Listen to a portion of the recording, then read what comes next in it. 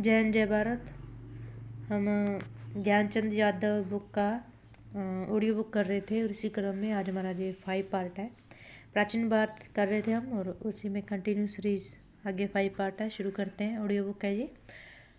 हम सिंधु घाटी सभ्यता कर रहे थे और उस समय हमने कृषि तक कर लिया था। नेक्स्ट है पशुपालन। तो सिंधुवासी हाथी व घोड़े से परिचित तो थे, लेकिन वे उन्हें पालतू बनाने में सफल नहीं हो सके थे, क्योंकि हाथी व घोड़े पालने के साक्ष्य प्रमाणित नहीं हो सके हैं। सुरकोटदा से घोड़े के अस्थि पंजर व राणागुड़ई से घोड़े के दांत ब्रेड में जबड़ा के अवशेष मिले हैं। लोथर व रंगपुर से घोड़े की मृण मूर्तियाँ मिली हैं। मृण मूर्तियाँ का मतलब होता है कि जो छोटे वाली जो मिट्टी से निर्मित छोटी जो मूर्तियाँ होती हैं उसे बोलते हैं मृण मूर्तियाँ। इसे टेराकोटा भी बोलते हैं। नेक्स्ट है कि सिंधुवासियों मृण मूर्तियाँ मिली हैं। सिंधुवासियों को गेंडा ब्रेड में भारतीय गेंडा का एकमात्र प्रमाण आमरी से मिला। बंदर, भालू, गरहा, जंगली जानवरों का भी ज्ञान था। इसकी पुष्टि मोहरों, ताम्र तस्तरियों पर अंकित इनके चित्रों से होती है। शेर का कोई साक्ष्य यहाँ पर हमें नहीं मिला। आगे है वाणिज्य व्यापार यानी पशुपति मोहर। मोहनजोदड़ो से प्राप्त पशुपति शिव मोहर को जॉन मार्शल ने आदिशिव की संज्ञा दी थी। इसमें एक त्रिमुखी पुरुष को एक चौकी का पद्ममानस मुद्रा में बैठे हुए दिखाया गया है। उसके सिर में सींग है एवं कलाई से कंगे तक उसकी दोनों भुजाएं चूड़ियों से युक्त हैं। उसके दाईं व बाघ व हाथी, बाईं ओर गैंडा व भैंसा तथा चौकी के नीचे 2 हिरण उत्कीर्ण हैं। इस मोहर में जानवरों की कुल संख्या कितनी है? 6 है, जबकि जानवरों के कुल प्रकार 5 है। इस आकृति को शिव रट में हिंदू धर्म का रूप माना जाता है, जो कि योग की मुद्रा में दर्शाया गया है। पैरों के नीचे 2 मोर अंकित थे।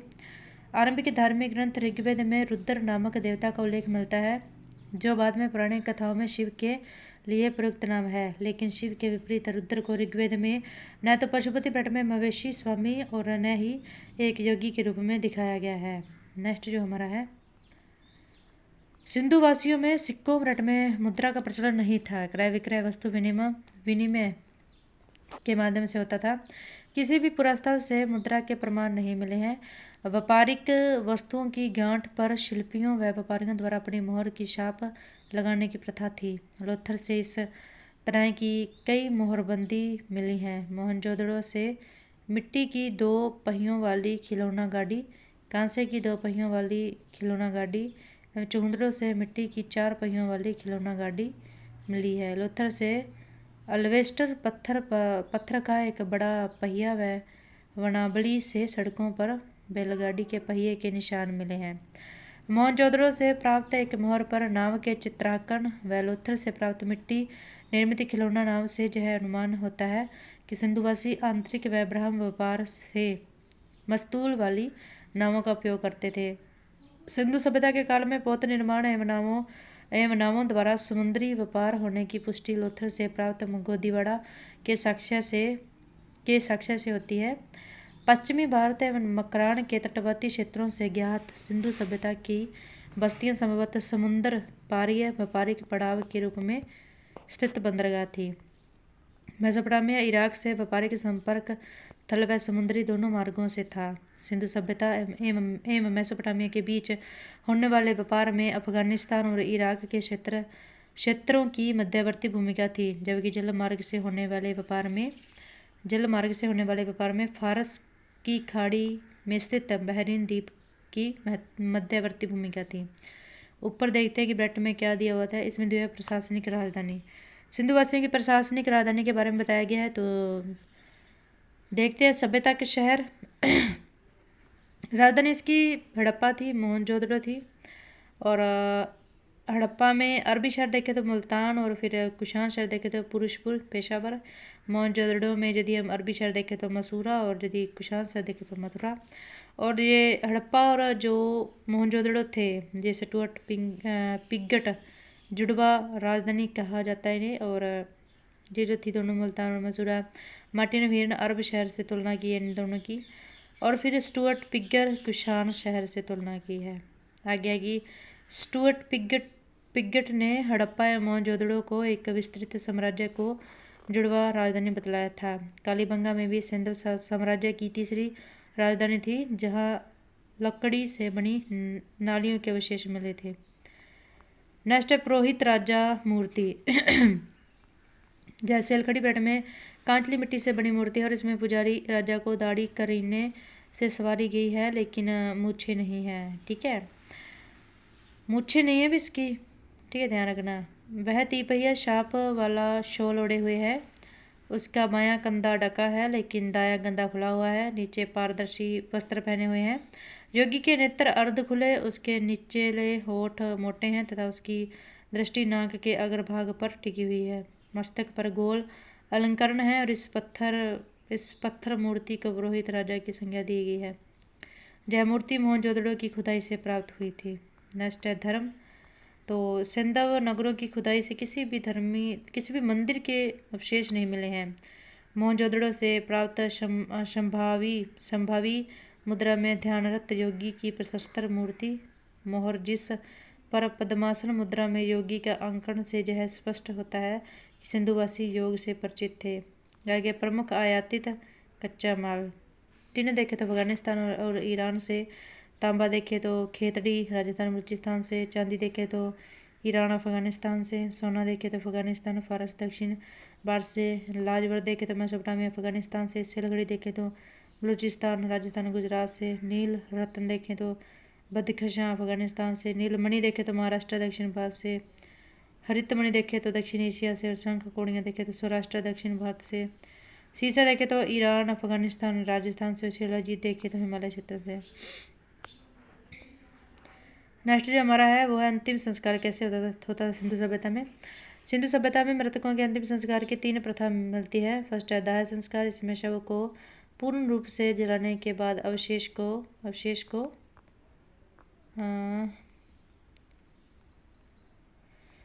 को मिट्टी के पात्र में रखकर दफना दिया जाता था। बट में हिंदू विधि से मिलती प्रथा है जो, और जो सब प्रमुख प्रथा थी। पूर्ण समाधि करने के इसमें संपूर्ण शव को भूमि में दफना दिया जाता था। बट मुस्लिम विधि से मिलती प्रथा है। आंशिक समाधि देखें तो इसमें पशु पंछियों के खाने के बाद बचे शेष भाग को भूमि में दफना दिया जाता था। यह पारसी विधि से मिलती प्रथा है। सुरकोटदा से अंडाकार के साक्ष्य मिले हैं, पर हड़प्पा से ताबूत युक्त मानव समाधिकरण के प्रमाण मिले हैं। सामान्यतः मृतकों को उत्तर दक्षिण क्रम रट में सिर उत्तर की ओर और जो पैर होते हैं वो दक्षिण की ओर में दफनाया जाता था, जिनके अपवाद हड़प्पा व कालीबंगा में दक्षिण उत्तर क्रम में हैं। लोथल में पूर्व पश्चिम क्रम में। रोपड़ में देखें तो पश्चिम पूर्व क्रम में मृतक को दफनाए जाने के प्रमाण मिले हैं। सामान्यतः एक कब्र में एक ही व्यक्ति को दफनाया जाता था, लेकिन कालीबंगा से एक और लोथल से 3 युग्म समाधिकरण शवाधान मिले हैं, जिनमें एक कब्र में 2 मृतक दफनाए गए हैं। कहीं से मृतकों के साथ अंत्येष्टि सामग्री दफनाए जाने के प्रमाण मिले हैं।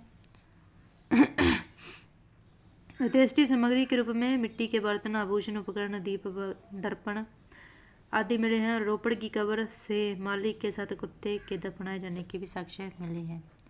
ठीक है, अब हम और नेक्स्ट है कि लोथल की एक कब्र से मृतक के साथ बकरे के दफनाए जाने के भी प्रमाण मिले। बकरे के दफनाए जाने के प्रमाण कहाँ से मिले? लोथल वर्तमान गुजरात से मिले। अब ये ब्रैकेट में दिया होता है, हम पढ़ते हैं कि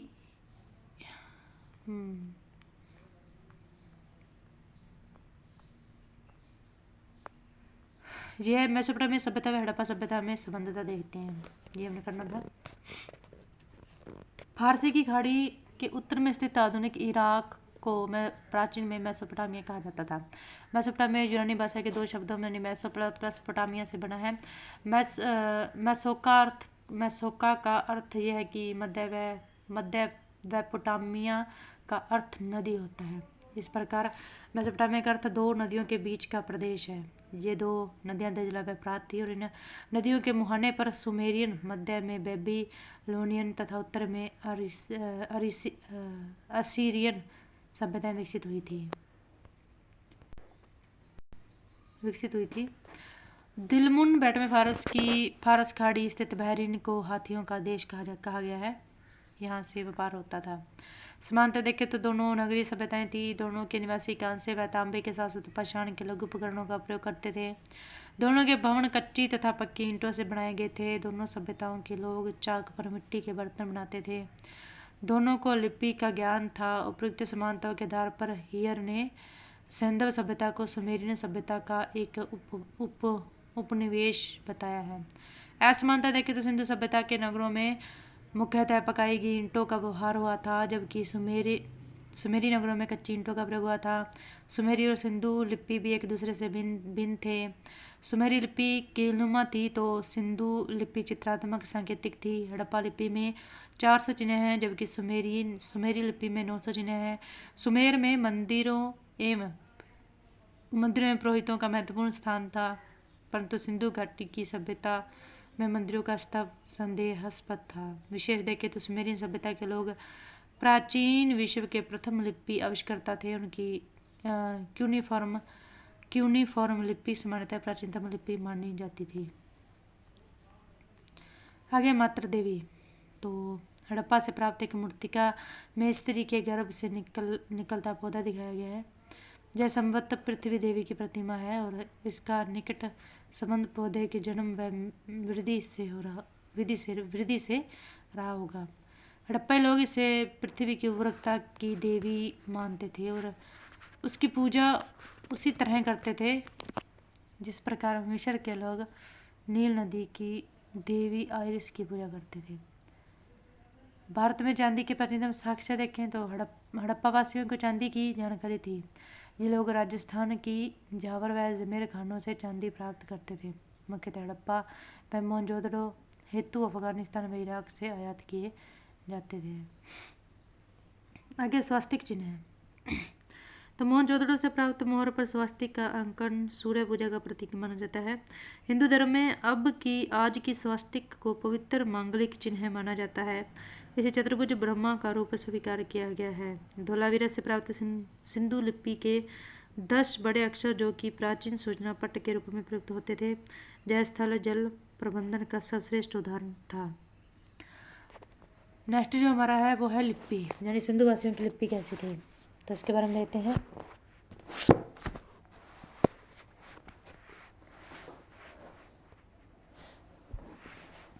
सिंधु लिपि के बारे में सर्वप्रथम विचार व्यक्त करने वाला प्रथम व्यक्ति अलेक्जेंडर कनिंघम थे। कनिंघम ने 1873 में विचार व्यक्त किया कि इस लिपि का संबंध ब्राह्मी लिपि से है। सिंधु लिपि को पढ़ने का सर्वप्रथम प्रयास 1925 ईस्वी में L.A. वेडेल ने किया था। सिंधु लिपि के जो साक्ष्य मिले हैं उनमें सर्वाधिक साक्ष्य चित्रात्मक है और कुछ साक्ष्य भाव चित्रात्मक हैं एवं अत्यल्प साक्ष्य अक्षरात्मक है। सामान्यतः माना जाता है कि सिंधु लिपि चित्रात्मक लिपि थी। इस लिपि में मछली, चिड़िया, मानवाकृति के चिन्ह मिलते हैं। सिंधु लिपि के जो नमूने मिले हैं उनमें अधिकांशतः दाएं से बाएं लिखे गए हैं, जैसा कि फारसी लिपि के हैं, और कुछ बाएं से दाएं लिखे मिलते हैं ब्रट में, जैसा कि ब्राह्मणी लिपि है, एवं कुछ में गोमुत्रिका लिपि ब्रट में जिसे बुस्टोफिडॉन कहा जाता था का प्रयोग ब्रट में कालीबंगा से प्राप्त ठीकरे मिला है। इस लिपि में अंग्रेजी के यू अक्षर व मछली के चित्रों का सर्वाधिक अंकन मिलता है। सामान्यतः माना जाता है कि सिंधु लिपि दाएं से बाएं ओर को लिखी जाती थी। ज्ञातव्य है कि सभी भारतीय लिपियां बाएं से दाएं लिखी जाती थी। सभी भारतीय लिपियां बाएं से दाएं लिखी जाती थी। आगे राखीगढ़ी में प्राचीनतम सभ्यता के साक्ष्य। पुणे के दक्कन कॉलेज के प्रोफेसर बसंत सिद्धे के द्वारा शोध में पाया गया कि हरियाणा के हिसार जिले के राखीगढ़ी गांव में विश्व की सबसे प्राचीन सभ्यता के साक्ष्य है। हरियाणा सरकार ने राखीगढ़ी को सिंधु घाटी सभ्यता का सबसे बड़ा शहर होने का दावा 26 मार्च 2014 को किया। 26 मार्च 2014 को किया और उल्लेखनीय है कि यह सभ्यता ईसा पूर्व 7500 वर्ष पुरानी है।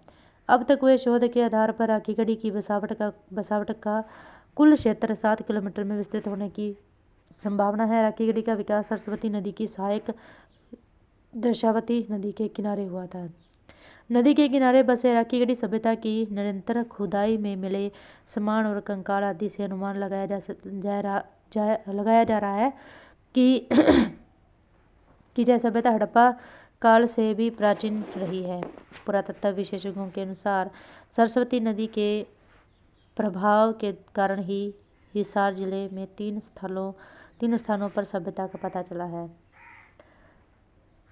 और जो हमारा ब्रैकेट में जो हमारा है कि विलुप्त सरस्वती नदी। अब ये देख लो, अब राजस्थान से होते हुए है ना, ये सीधा जाती थी हमारी पाकिस्तान में जाकर अरब सागर में गिरती थी। सरस्वती नदी के संदर्भ में सरस्वती नदी के संदर्भ नवीनतम शोध प्रमाण 5 मई 2015 को कुरुक्षेत्र विश्वविद्यालय द्वारा प्राचीन नदी के अस्तित्व की प्रामाणिकता की पुष्टि की गई। अब यह नदी भूमि से 60 मीटर नीचे विलुप्त हो गई है। इसके खोजे गए अब तक सभी चैनलों के मैप से स्पष्ट है कि यह नदी 1500 किलोमीटर लंबी थी और 3 से 15 किलोमीटर चौड़ी थी।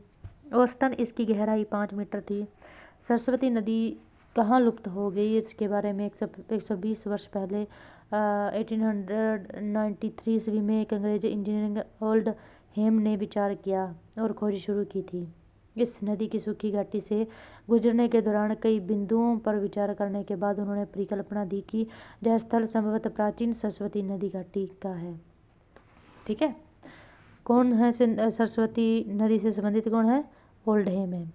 ऋग्वेद की रचनाओं में अम्बी तमे, नदी तमे, देवी तमे, सरस्वती का उल्लेख किया गया है और इसमें सरस्वती नदी को सिंधु एवं अन्य नदियों की जननी बताया गया है। आगे है नर्तकी की मूर्ति। तो मोहनजोदड़ो से प्राप्त कांसे की बनी नर्तकी की मूर्ति सिंधु कला का सर्वश्रेष्ठ नमूना है। पूरी मूर्ति गले में पड़े हार के अलावा पूर्णतः नंगन है और सिर के पीछे उनके बालों की छोटी लटें एक बुनी हुई पट्टिका द्वारा सवारी गई हैं। सिर पीछे की ओर झुकाए, आंखें झुकी हुई, दाएं भुजा कुल्ले पर टिकाए व बाएं भुजा नीचे लटकी हुई यह मूर्ति नृत्य की स्थिर मुद्रा को दर्शाती है। आगे आर्यों का आगमन, हियर, गार्डन चाइल्ड, मैके, पिगेट। तो सभ्यता के पतन का कारण देते हैं भी बाढ़ बताया है किसने? जॉन मार्शल ने बताया है मोहनजोदड़ो और मैके ने बताया चूंदड़ो में और SR राव ने लोथल में बताया है। और महामारी जो है UKR कैनेडी ने। और फिर जलवायु परिवर्तन ओरेल जो जलवायु परिवर्तन है वो ओरेल स्टाइल और अमलानंद घोष ने बताया है। और फिर जो भूतात्विक परिवर्तन है वो आरन राइक्स, जॉर्ज डेल्स और लैब्रिक ने बताया है। और विदेशी व्यापार में गतिरोध WF अल्ब्राइट ने बताया। प्रशासनिक शिथिलता जॉन मार्शल ने बताया। सिंधु सभ्यता के पतन का कारण देखें तो फेस सर्विस बोलते हैं कि वनों का कटाव हो रहा था, संसाधन में कमी हो रही थी, परिस्थितिकी असंतुलन यही पतन के कारण थे। मार्टिन लुथियर बोलते हैं हड़प्पा सभ्यता का आकस्मिक अंत हो गया, अचानक ही हो गया। फिर मार्टिन लुथियर बोलते हैं हड़प्पा सभ्यता का आधार विदेशी था। और फिर जॉन मार्शल बोलते हैं कि विनाश के लिए भूकंप उत्तरदायी था। जॉन मार्शल बोलते हैं कि प्रशासनिक शिथिलता के कारण इस सभ्यता का विनाश हुआ। फिर ओरेल स्टाइन बोलते हैं कि जलवायु परिवर्तन के कारण यह सभ्यता नष्ट हुई। फिर अर्नेस्ट मैके बोलते हैं कि सिंधु सभ्यता बाढ़ के कारण नष्ट हुई। फिर जॉन मार्शल फिर MR साइनी बोलते हैं कि भूतात्विक परिवर्तन के कारण यह सभ्यता नष्ट हुई। फिर रैक्स व डेल्स और फिर DD कशांबी बोलते हैं कि मोहनजोदड़ो के लोगों की आग लगाकर लोगों की हत्या कर दी गई थी। और फिर गार्डन चाइल्ड व फिर हिलर बोलते हैं कि सिंधु सभ्यता विदेशी आक्रमण व आर्यों के आक्रमण से नष्ट हुई। फर्स्ट देखते हैं हड़प्पा, स्थल देखते हैं हड़प्पा। तो सर्वप्रथम उल्लेख 1826 ईस्वी में चार्ल्स मेसन द्वारा किया गया। रावी नदी के बाएं तट पर स्थित है। जय क्षेत्रफल की दृष्टि से सिंधु सभ्यता का दूसरा सबसे बड़ा स्थल है। जय और दुर्ग टीला को हिल ने माउंट एबी नाम दिया है। कब्रिस्तान एच, तो ये कब्रिस्तान एच कहाँ से मिला है भाई? हड़प्पा से मिला है, ये ध्यान रखना। तो विजातीय संस्कृति हेतु कब्रिस्तान R37 सामान्य आवास के दक्षिण में और एक मृतिका में स्त्री के गर्भ से निकलता हुआ पौधा दिखाया गया है और कांसे का बैलगाड़ी प्राप्त हुआ था। नेक्स्ट जो हमारा है वो है मोहनजोदड़ो। क्या है? मोहनजोदड़ो। मोहनजोदड़ो का अर्थ होता है प्रेतों का टिल्ला। सिंधु नदी के दाहिनी तट पर स्थित है और यह क्षेत्रफल की दृष्टि से सबसे बड़ा नगर था। दुर्ग टिल्ला को स्तूप टिल्ला भी कहते थे। किले को दुर्गीकृत करने का साक्ष्य नहीं मिलता है। किसी कब्रिस्तान का उल्लेख नहीं है। सामूहिक नर कंकालों का अवशेष मिला था। जॉन मार्शन ने विशाल स्नानागार को विश्व का आश्चर्यजनक निर्माण बताया है। पूर्वी टिल्ले के HR क्षेत्र से कांसे की नर्तकी की मूर्ति पुनः मिली है। जो कहाँ से मिली है? मोहनजोदड़ो से मिली है।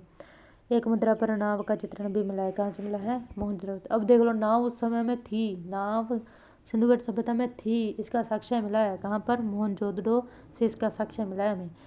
मलेरिया के साक्ष्य मोहनजोदड़ो से, मलेरिया के भी साक्ष्य मिले हैं, नाव भी थी उस समय, ठीक है। और भी है ना नरकंकाल, फिर है ना ये सब मिले। आगे चौंदड़ो देखते हैं।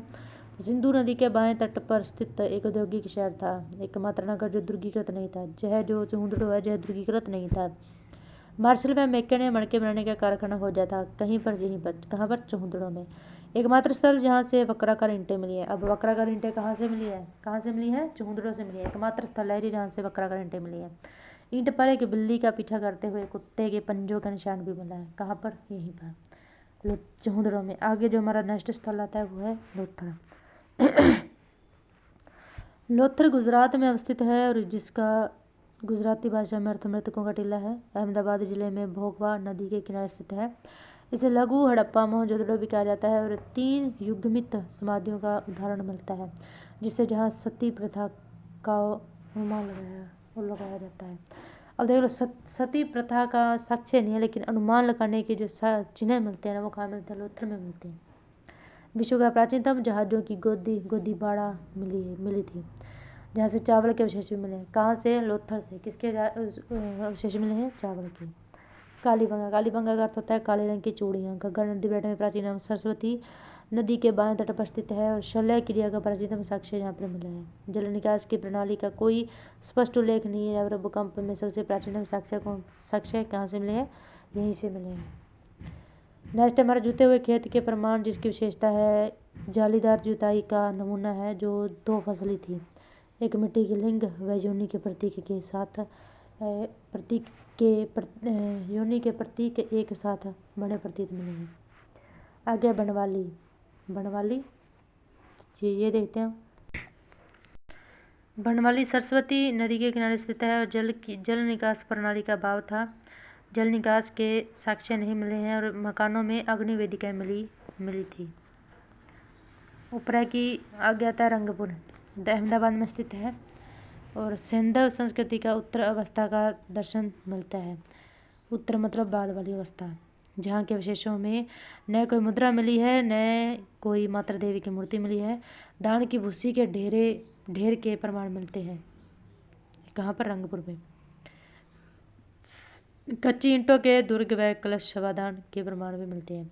आगे रोपड़, जो सतलज नदी के बाएं तट पर स्थित है और स्वतंत्रता प्राप्ति के पश्चात सर्वप्रथम 1950 ईस्वी में वज्रवासी लाल ने उत्खनन कराया। इसके बाद 1953 से 55 ईस्वी के दौरान जगदत्त शर्मा ने पुनः उत्खनन कराया था। इसका आधुनिक नाम रूपनगर है, जहाँ एक ऐसा कब्रिस्तान मिला है जिसमें मनुष्य के साथ पालतू कुत्ते को भी दफनाया जाता था। किसको? पालतू कुत्ते को भी दफनाया जाता था। नेक्स्ट जो है वह है सुरकोटदा, गुजरात के कच्छ जिले में स्थित है। कब्रिस्तान में शवदान की नई विधि, कलश शवदान की विधि प्राप्त हुई थी। आगे धोलावीरा का अर्थ सफेद कुआं है। गुजरात के कच्छ जिले में स्थित है और इस स्थल की खोज 1967 से 68 ईस्वी में जगपत जोशी द्वारा की गई, जबकि उत्खनन कार्य डॉक्टर रविंद्र सिंह विष्ट 1990 से 91 ईस्वी में किया गया। यह भारत का सबसे बड़ा स्थल है, एकमात्र नगर जो 3 भागों में विभक्त था। मकान कच्ची ईंटों के बने थे। पॉलिशदार श्वेत पत्थर बड़ी संख्या में प्राप्त किए हैं और सिंधु लिपि के 10 बड़े अक्षर सूचना पत्र के रूप में मिले हैं। और जो नीचे जो ये दर्शाया जा रहा है ये है हड़प्पा कालीन नगर। तो जो महत्वपूर्ण नगर है इनकी अवस्थिति देखें तो जो मांडा है वो सबसे उत्तरी स्थल था, और इधर है सुर सोतका गेडोर, और फिर आलमगीरपुर पूर्व में था।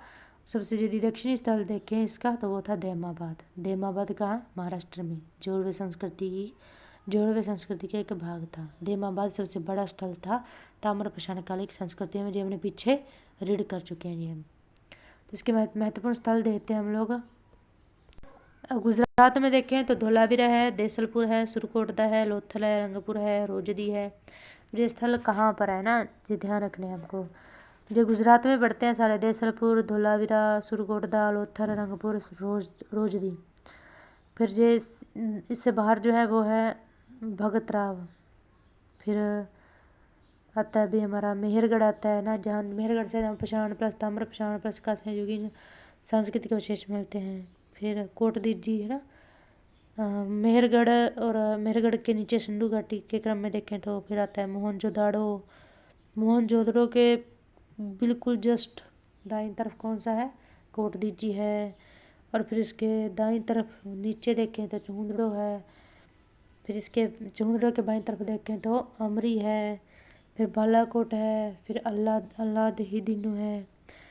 और फिर बनावली, कालीबंगा, राखीगढ़ी, रोपड़ ना, आलमगीरपुर, भारत, चंबल नदी, और फिर अरब सागर ना, ये सब हैं। और आगे है मांडी, उत्तर प्रदेश के मुजफ्फरनगर से 15 किलोमीटर दक्षिण में स्थित स्थल हड़प्पा सभ्यता का नवीनतम ज्ञान स्थल है। इस स्थल से टकसाल ग्रह प्राप्त होने की पुष्टि हुई है और प्रथम बार किसी एक स्थल से अधिक मात्रा में स्वर्ण सिक्के मिले हैं। कौन से सिक्के मिले हैं? स्वर्ण सिक्के मिले हैं।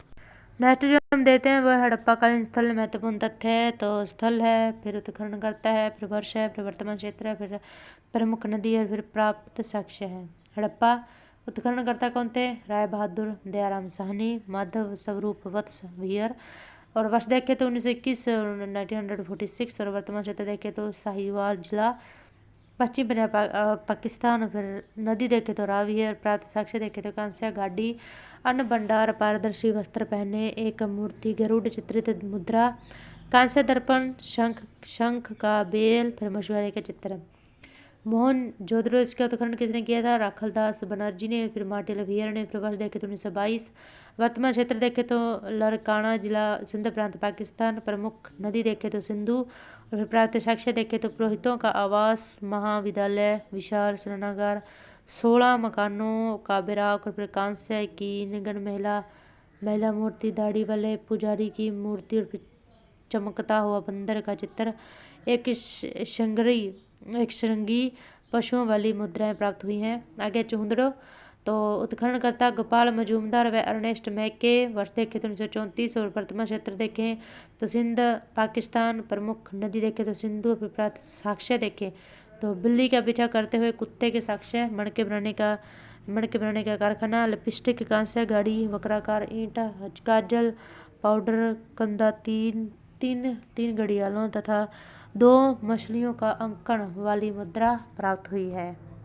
नेक्स्ट जो हमारा है वो है लोथल। तो उत्खननकर्ता रंगनाथ राव है। 1955 से 62 में इनका उत्खनन हुआ है। अहमदाबाद गुजरात में स्थित है। नदी देखे तो भोगावा है।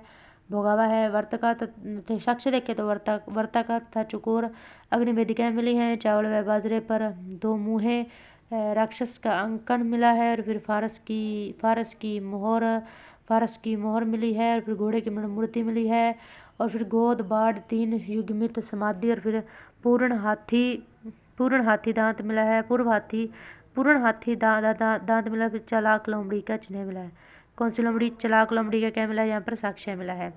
और नेक्स्ट जो हमारा है वह कालीबंगा। इसका यदि उत्खनन देखें तो अमलानंद घोष व ब्रजवासी लाल ने कब किया? 1953 में, 1961 में।